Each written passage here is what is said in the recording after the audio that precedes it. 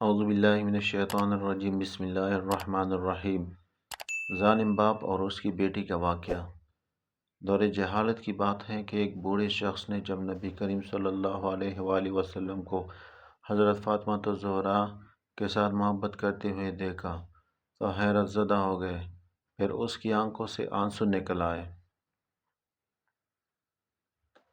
سوچنے لگا کہ کس طرح بے دردی سے میں نے اپنے پیارے جگر کو صرف دور جہالت کے رسم و رواج کی بنا پر زندہ درگور کر دیا تھا۔ یہ معاملہ دیکھ کر نبی اکرم صلی اللہ علیہ وآلہ وسلم نے فرمایا، آخر کیا داستان ہے؟ انہوں نے بیان کرنا شروع کر دیا کہ میری بیوی حاملہ تھی۔ ان دنوں میں ایک سفر پہ گیا ہوا تھا۔ جب کافی عرصے بعد پلٹا تو اپنے گھر میں ایک بچی کو کھیلتے ہوئے دیکھا اور بیوی سے پوچھا کہ یہ بچی کون ہے؟ تو بیوی نے کہا، یہ ہماری بیٹی ہے۔ پھر اس نے کسی نامعلوم خوف کے تحت التجا آمیز لہجے میں کہا، ذرا دیکھو تو صحیح، کس قدر پیاری بچی ہے۔ اس کے وجود سے گھر میں کتنی رونق ہے۔ یہ اگر زندہ رہے گی تو تمہاری یادگار بن کر تمہارے خاندان اور قبیلے کا نام زندہ رکھے گی۔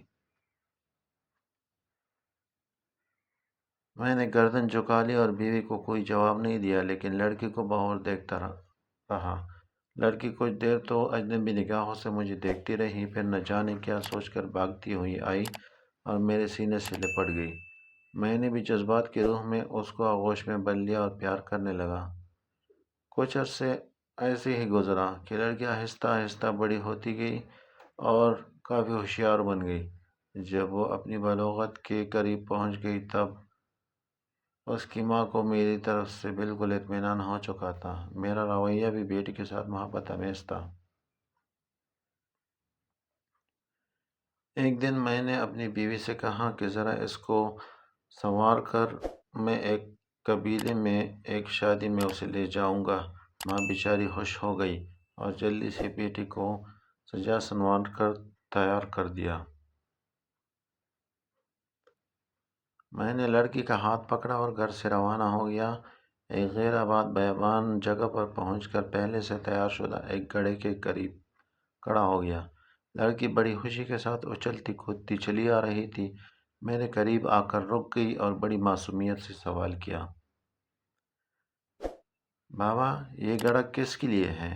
میں نے سخت لہجے میں اس سے کہا کہ اپنے خاندانی رسم و رواج کے مطابق میں تم کو اس میں دفن کر دینا چاہتا ہوں تاکہ تمہاری پیدائش سے ہمارے خاندان اور قبیلے کو جو ذلت و رسوائی ہوئی ہے اس سے نجات مل جائے۔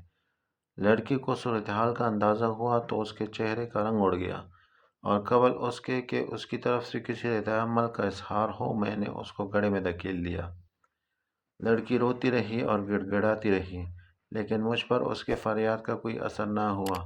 میں نے گڑھے کو مٹی سے بھر دیا، اگرچہ آخری وقت تک وہ ہاتھ اٹھائے مجھ سے زندگی کی بھیک مانگتی رہی، التجا کرتی رہی، لیکن افسوس میں نے اپنے دل کے ٹکڑے کو زندہ درگور کر دیا۔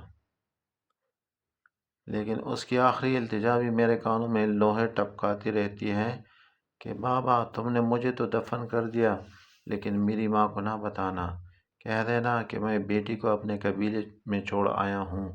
یہ سن کر حضور صلی اللہ علیہ وآلہ وسلم کی آنکھوں سے آنسو جارو ہو گئے۔ اس وقت نبی اکرم صلی اللہ علیہ وآلہ وسلم کی آغوش میں جناب فاطمہ الزہرا بھی بیٹھی ہوئی تھی۔ ان کی آنکھیں بھی نم ہو گئی۔